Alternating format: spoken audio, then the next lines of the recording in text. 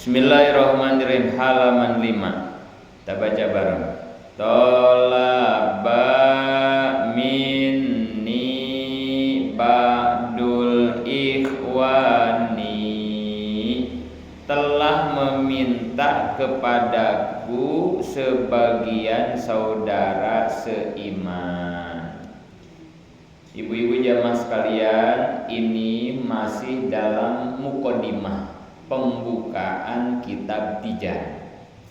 Kemarin sudah kita bahas beberapa hal di muqaddimah. Nah, di halaman 5 ini musonib, pengarang kitab ini, ingin menjelaskan kronologi mengapa musonib mengarang menyusun kitab ini. Kronologinya apa gitu, alasannya apa.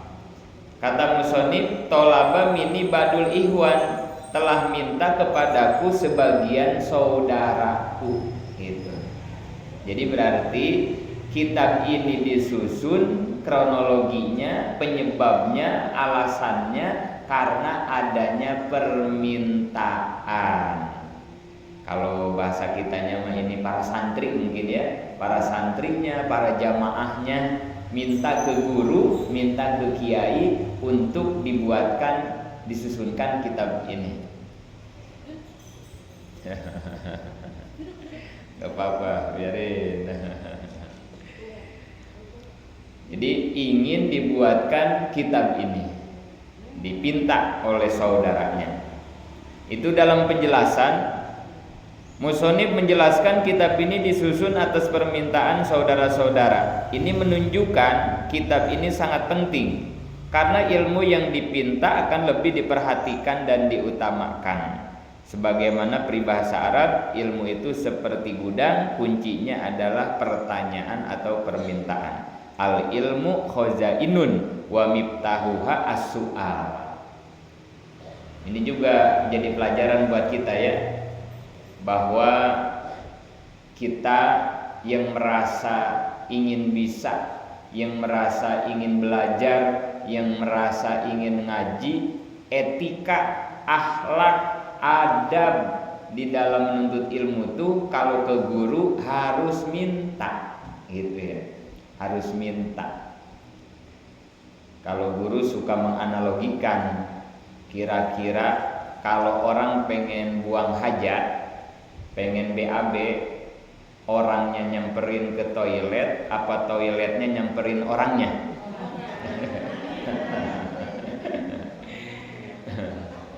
Kita nih ya butuh ilmu, kita pengen bisa, masa iya guru nyamperin murid, harusnya murid nyamperin.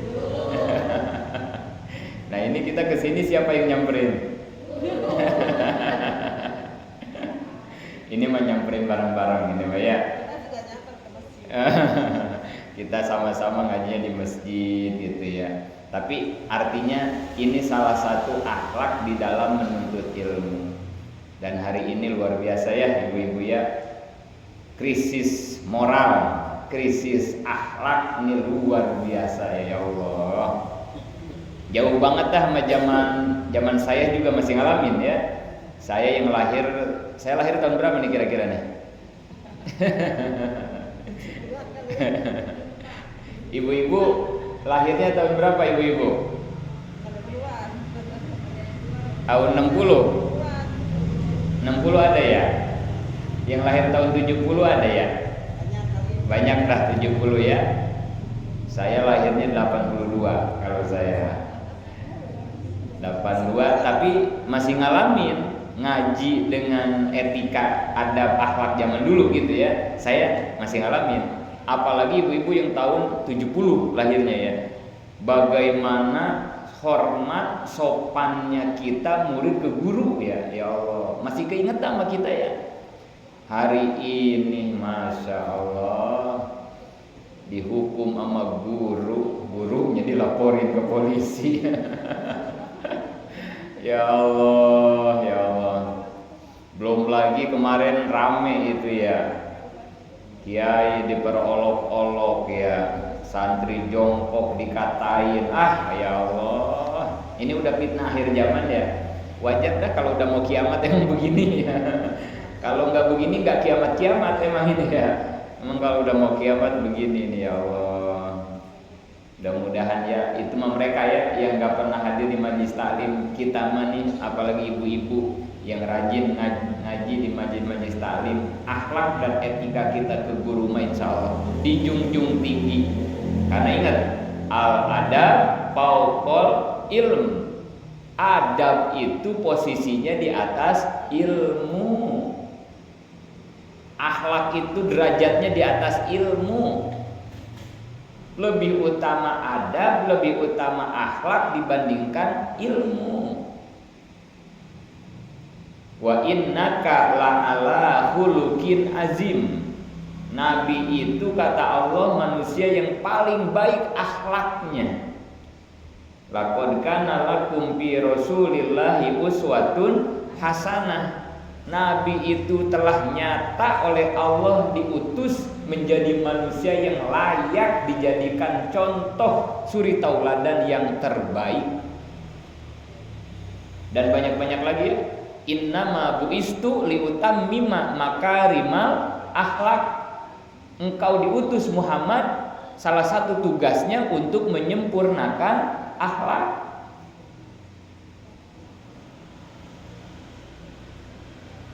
Emang suksesnya Nabi berdakwah salah satu modal utamanya apa? Akhlak. Bukan bawa-bawa pedang, perang, turun ke medan jihad. Itu mah kalau lagi mendesak doang.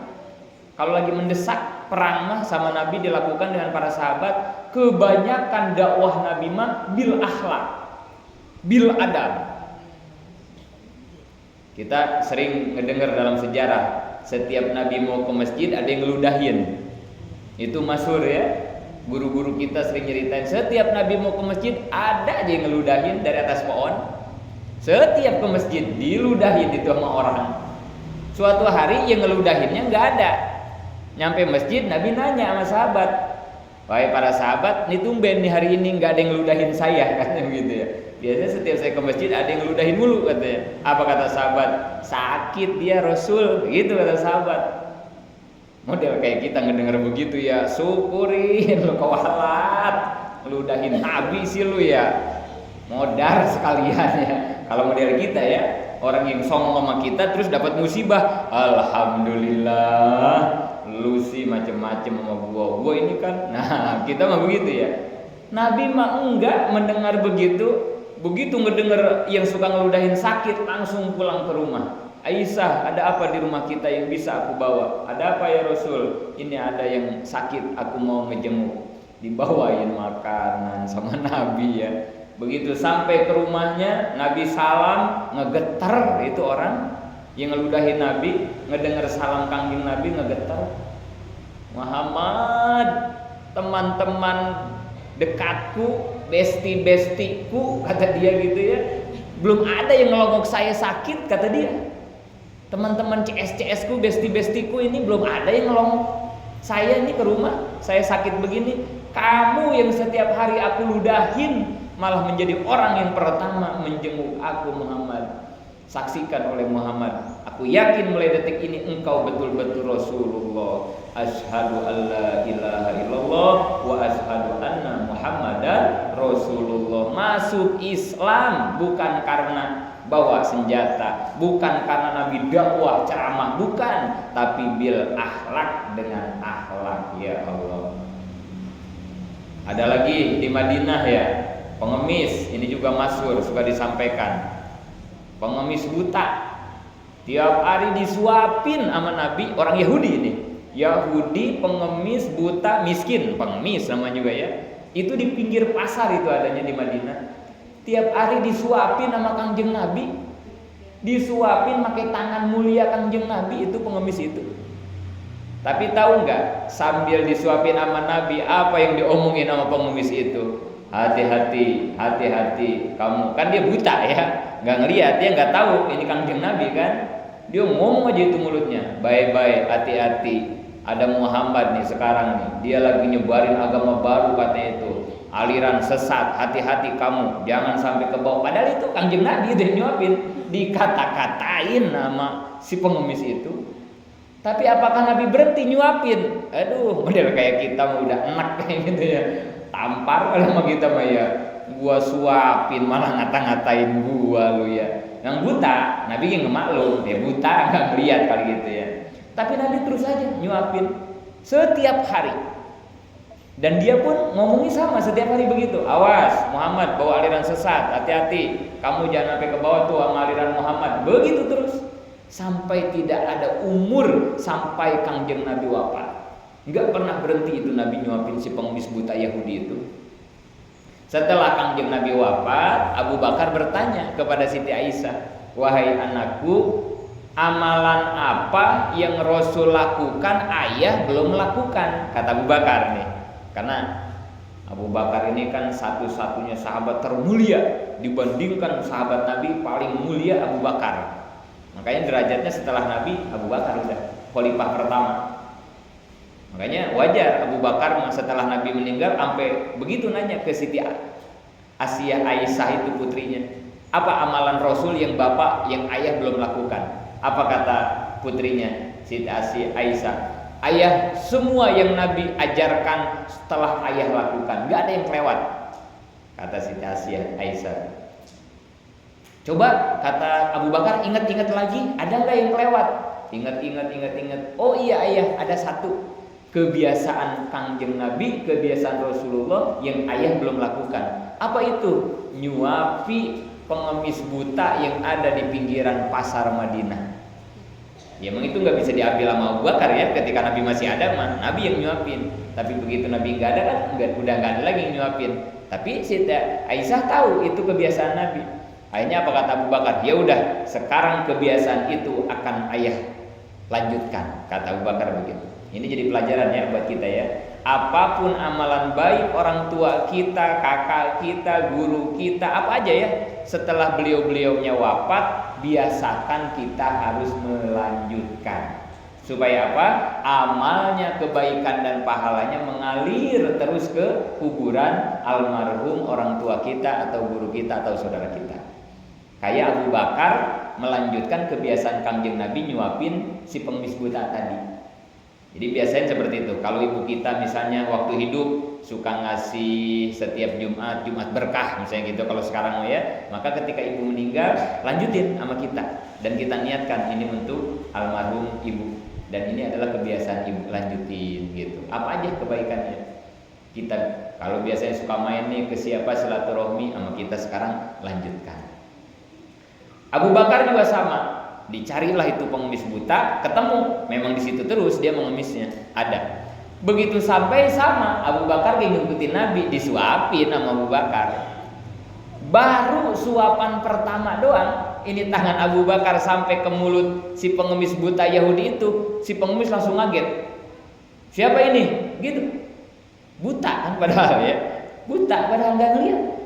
Tapi itu si pengemis bisa merasakan beda ini, beda ini.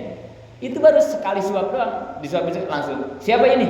Kata si pengemis buta. Apa kata Abu Bakar? Aku yang biasa nyuapin kamu, gitu kata Abu Bakar. Pura-pura ngebohong dah biar dia mau disuapin gitu ya, biar Abu Bakar bisa ngelanjutin kebiasaan Kangjeng Nabi itu. Apa kata si pengemis? Bukan, nggak begini yang biasanya katanya.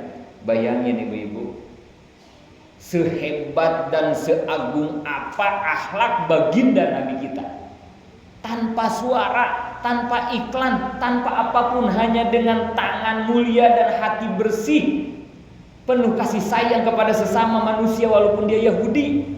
Bahkan yang lebih parah lagi, dia ngatain Nabi setiap saat, tapi sedikit pun di hati Nabi nggak ada kebencian, nggak ada emosi, disuapi dengan penuh kasih sayang. Karena emang Nabi mah rahmat. Wa ma arsalnaka illa rahmatal lil alamin. Muhammad, engkau aku utus sebagai rahmat untuk seluruh alam.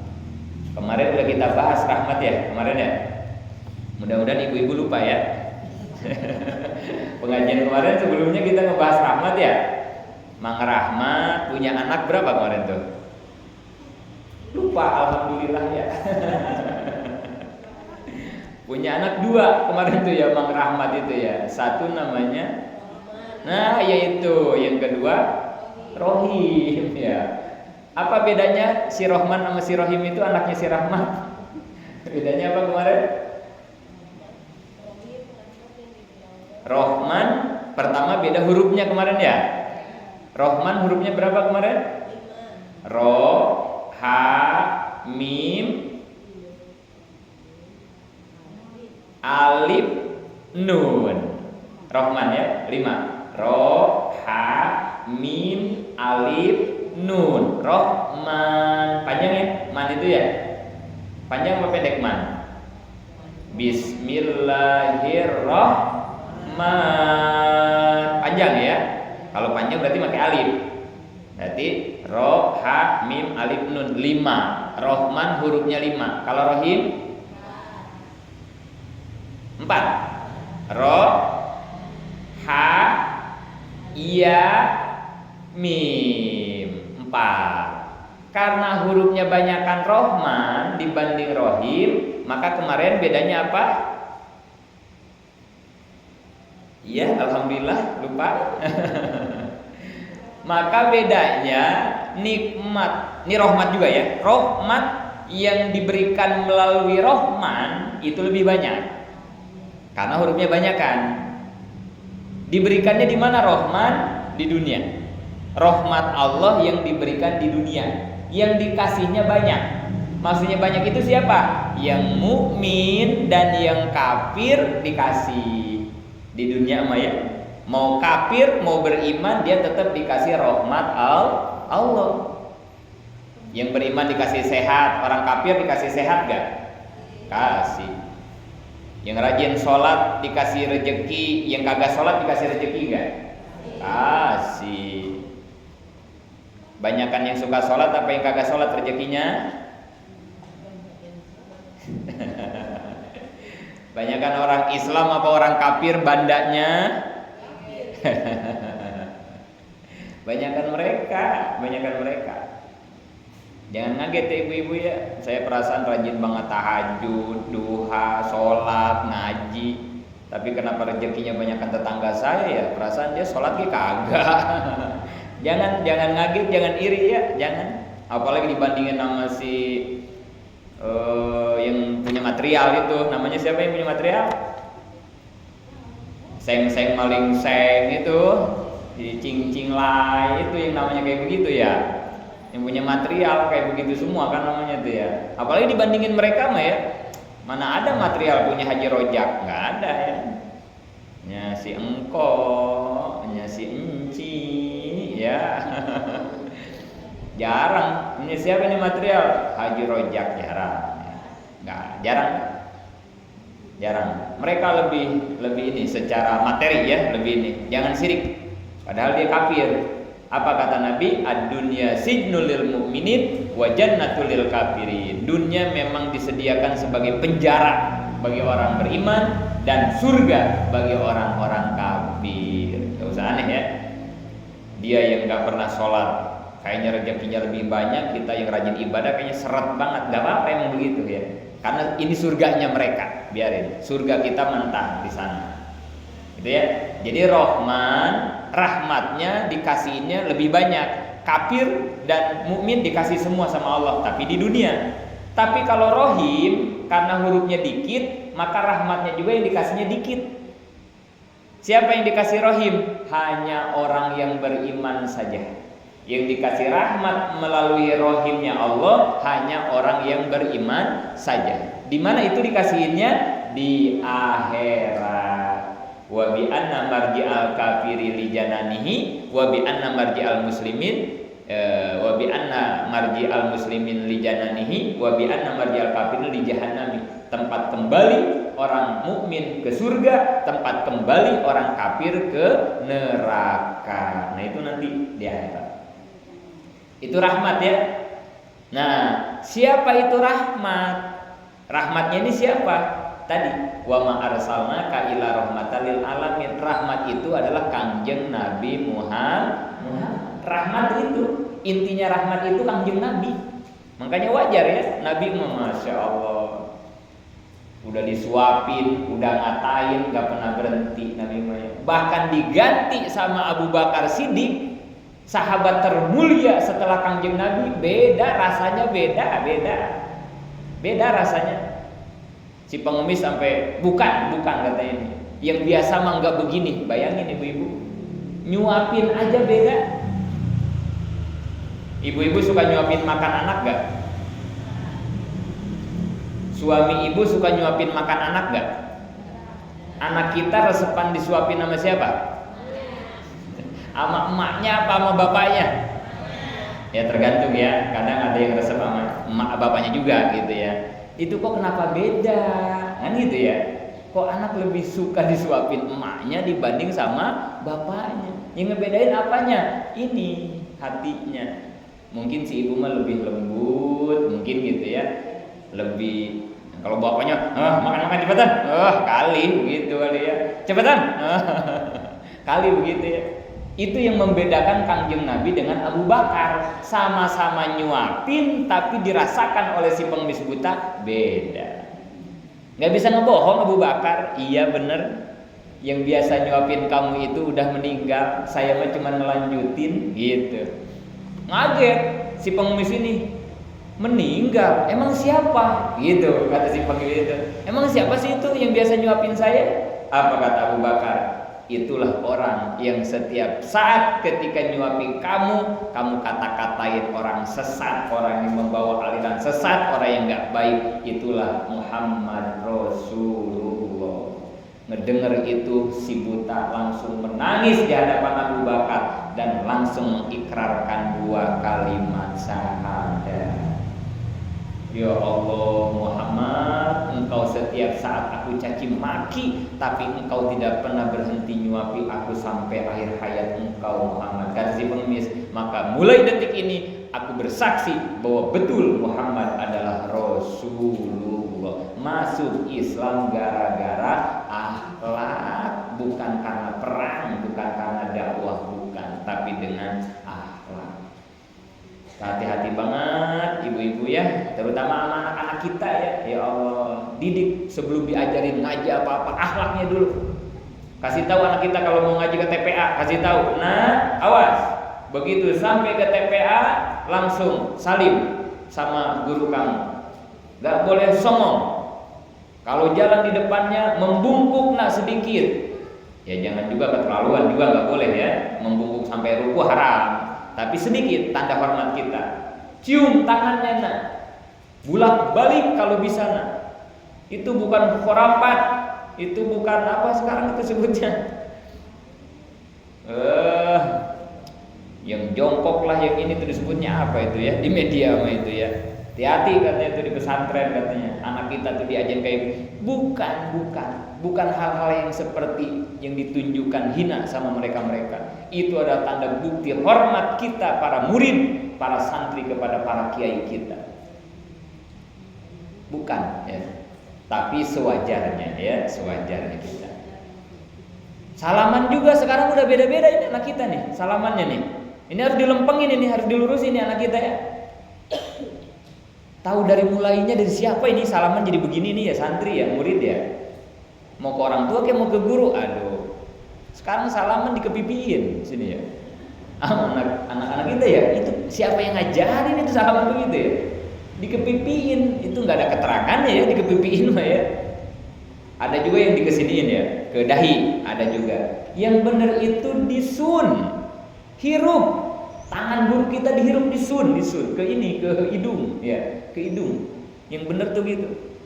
Bukan ke pipi, ke dahi, bukan, disun. Atasnya, bawahnya, ya 2 kali lah. Jangan kebanyakan juga nggak bagus ya, bolak-balik.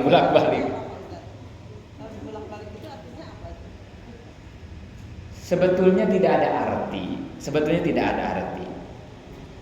Hanya memperlihatkan akhlak kita saja. Tapi ingat, ini kalau di Timur Tengah nggak berlaku, nggak bisa ini. Kalau di Arab nggak bisa.